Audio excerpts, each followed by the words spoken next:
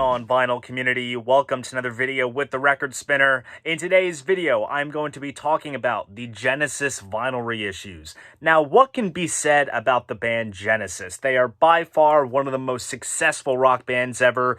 Their earlier work was very much in the vein of folk rock, and as the 70s progressed, so did they, and they were given the progressive rock label, and they did so many great records that many people look at as a sort of progressive rock Bible. The band had undergone perhaps one of the most significant vocalist changes when Peter Gabriel left the band, him having contributed such strong visual theatrical elements to the band, and drummer Phil Collins stepping from behind the drum kit to the vocal mic. Once the band's lineup got even more consolidated after guitarist Steve Hackett's departure, the band became a three-piece and the musical direction went into a more poppier direction, which led to them having even greater commercial success.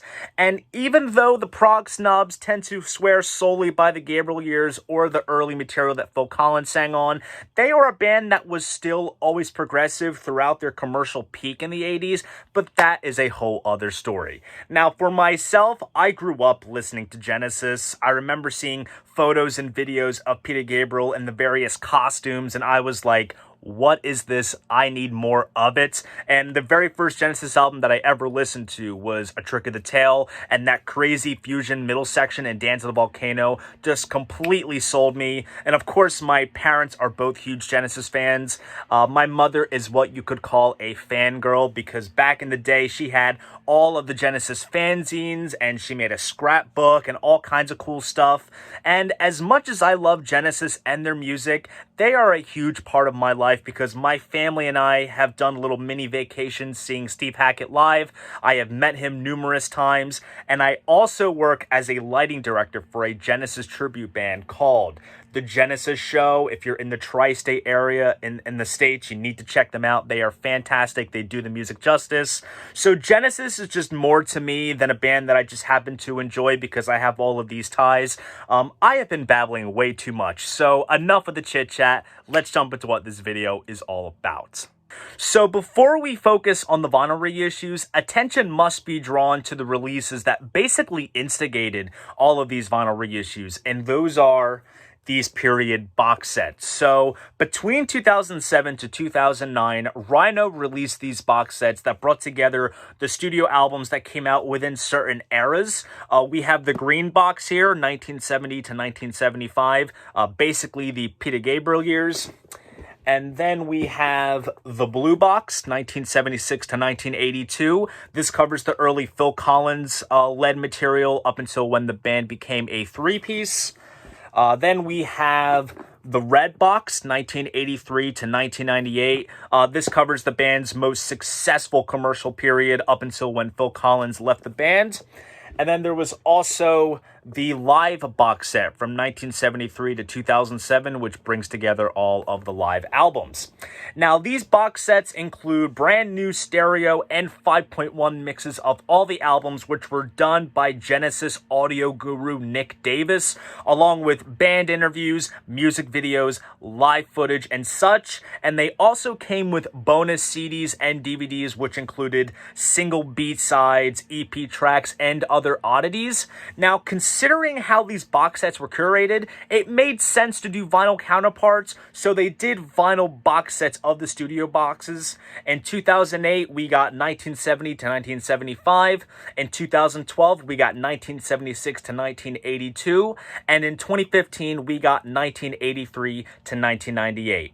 These sets only brought together the albums released in the respected eras, so there wasn't an extra LP of the B-sides and offcuts.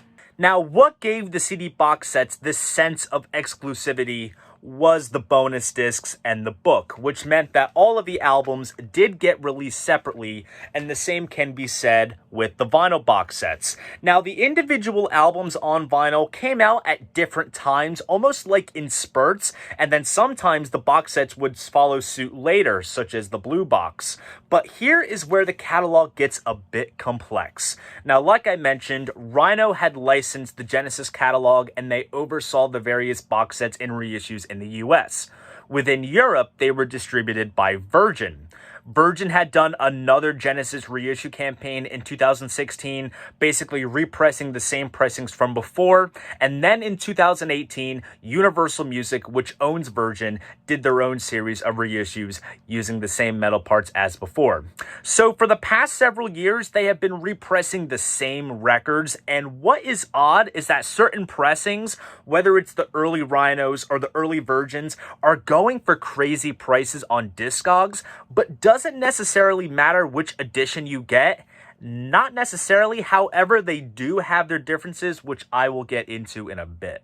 The obvious omission from this entire series is their first album, From Genesis to Revelation, and the reason why this was not remixed and included on the Peter box set is simply because the band does not own the rights to it. The album was licensed to Decca Records on a short-term basis, and then the rights got reverted to the album's producer, Jonathan King. Now, it has been said that the band had attempted to buy the rights out, but King wanted vast sums of money, so it did not happen. But in all honesty, this album stands out like a sore thumb, having no connection stylistically to the progressive rock sound that they would soon develop. So there is a huge contrast between this album and the follow-up Trespass, which the band and some fans refer to this as being the band's first proper album. But I do have to say, Revelation stands out as being a snapshot of where the band was at the time, having still been school students. But then again, it would have been nice if this box set slash reissue series did focus in on the entire scope of the band's discography, with this album being included. But it just makes sense that it kind of wasn't included. This album has been licensed and reissued so many times by various labels, but the copy that I have comes in the form of a box set, which brings together the original stereo and mono mixes, some 7-inch singles, and a bonus LP of demos and non-orchestral versions of the songs. In terms of the packaging, everything is faithfully replicated. Trespass and Nursery Crime do indeed come on the early Red Scroll variant of the Charisma label, and then the rest of the albums in the 70s came on that classic Mad Hatter label, and then some custom labels got replicated as well, such as the one for the Lamb, and then all of the albums from 1980 onwards come with custom center labels, which is pretty cool. And then all of the various gatefolds are replicated as well. Here's the one for Foxtrot, as well as all of the various printed inner sleeves and lyric inserts. Trick of the Tail and Wind and Wuthering do come in these kind of very nice sort of textured kind of sleeves. It almost has like a parchment kind of quality to it. It's kind of hard to see on camera, but they do feel very nice. Some albums also have some cool embossments, such as the one on Abacab. If you shine it to the light, you can kind of see where those embossments are. And then there's also this cool kind of glossy on matte kind of finish for Invisible Touch, which is pretty cool. And then with the album Calling All Stations, the album takes up 3 sides of vinyl. So that leaves the 4th side to feature a etching of the band members, which is pretty cool. This was featured on the original 1997 pressing of the album. And then obviously, as you probably could tell, all of the records came in these nice anti-static polyline sleeves, which is an extremely nice touch as well. The main controversial aspect of these reissues is the source audio, because they used the Nick Davis remixes, so they are indeed digital records. Now, not to dissect the entire catalog, but these remixes include some alternate vocal takes, and they brought out some elements more compared to the original, whereas on the other hand, they're also missing some sound effects and some guitar parts, shockingly. Now, with Genesis, these remixes were very much a revision of the catalog, and they sound somewhat modernized, as opposed to someone like Steven Wilson, who is faithful to the original mix and what the band intended at the time. Now, the general consensus of these remixes is entirely subjective to the listener. Some people love them and they think it's a fresh, interesting approach to the record. Some people don't like them and are purists, where they swear solely by the original mix. To me, it's a bit of a double-edged sword, because I personally enjoy the remixes Nick Davis has done, some of the early albums surely benefit from it because back in the days of working with analog tape, you only have so many tracks to work with and you would have to bounce it onto another tape if you needed more space. So it's nice that in the digital realm, you have a wider palette of tracks that you can work with. But it's once you get your way to some of the more modern albums that you don't really hear too much of a difference. But here is my small issue with this whole campaign.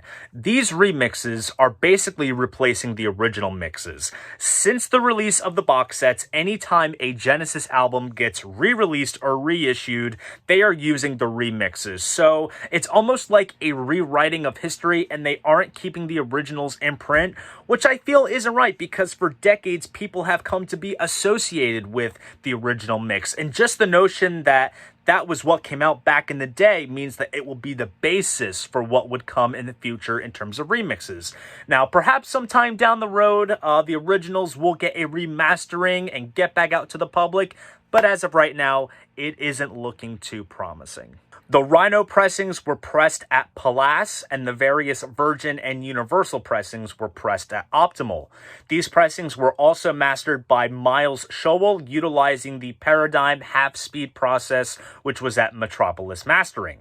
Now, some people will ask if there are any specific differences between the various pressings from Rhino, Virgin, and Universal. The only difference is where they were pressed, and honestly, Palace and Optimal are two of the best pressing plants in Europe, so it doesn't really matter which version you go for because it will indeed be pressed well and they are using the same metal parts from before.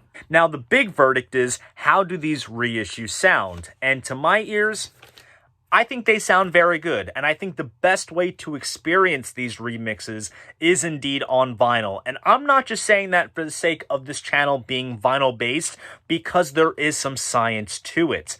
Nick Davis has said that the multi-tracks were transferred onto Pro Tools at 192 24-bit, mixed through a solid-state Logic analog mixing board onto a direct stream digital system. Now, like I've said many times on my channel, direct stream digital is a process that is used in the manufacturing of super audio CDs, so that does indeed mean that aside from receiving new stereo and 5.1 mixes on CD and DVD, they also did super audio CD versions of all of the albums, which double for featuring both the stereo and surround mix. Now, the mastering of these mixes on CD is a bit loud and compressed, so I can see how people are a bit biased if they're only listening to the CD versions of these remixes, because I feel that these remixes do shine a lot better on the vinyl format, where sonically the mixes are able to breathe much more. Unfortunately, the live box set did not get a vinyl release, so as of filming this video, we do not have vinyl reissues of the live albums, except for one, and it is perhaps the best Genesis live album, and that is Seconds Out. So back in 2012, when the 76 to 82 vinyl box set came out, they also did a vinyl reissue of Seconds Out using the Nick Davis remix, also mastered by Miles Showell utilizing the Paradigm half-speed process. And then in 2019, it was remastered as part of Abbey Road's half-speed master series, and Miles did an all-new vinyl cut of it, saying that the 2012 version was basically a byproduct of the DVD audio and super audio CD versions that were done early on. So the new pressing has less compression and no digital peak limiting.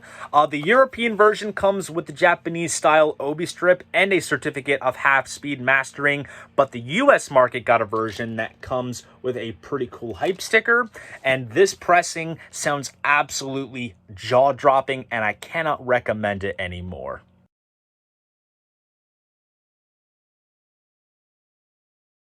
Now, for any purists out there that swear by the original mix and prefer reissues to be sourced from tape, I should mention that between 2000 to 2001, Classic Records did vinyl reissues of Nursery Crime, Foxtrot, Genesis Live, Selling England by the Pound, and The Lamb Lies Down on Broadway. These were pressed on 200-gram vinyl and are all analog reissues using the original master tapes as the source. Now, these pressings are out of print and they do command high price tags upwards to 3 figures, but if you're all about analog, then these reissues are certainly worth seeking out. However, not trying to be too nitpicky, but the Charisma label variant used for these is from the mid-80s, so I do give props to the newer remixed reissues for using the proper center labels from the respective era that these albums came from. The label Audio Fidelity did a very nice reissue of the Spot the Pigeon EP. This is mastered from the master tape by Kevin Gray, and as you will see, this comes on translucent blue vinyl, and the 3 songs that appear on this EP actually appear twice, because side A is cut at 33 1/3 RPM, and then side B is cut at 45 RPM. So of course I played the 45 RPM side, and it just sounds absolutely glorious, especially that last track, Inside and Out. It is just absolutely beautiful.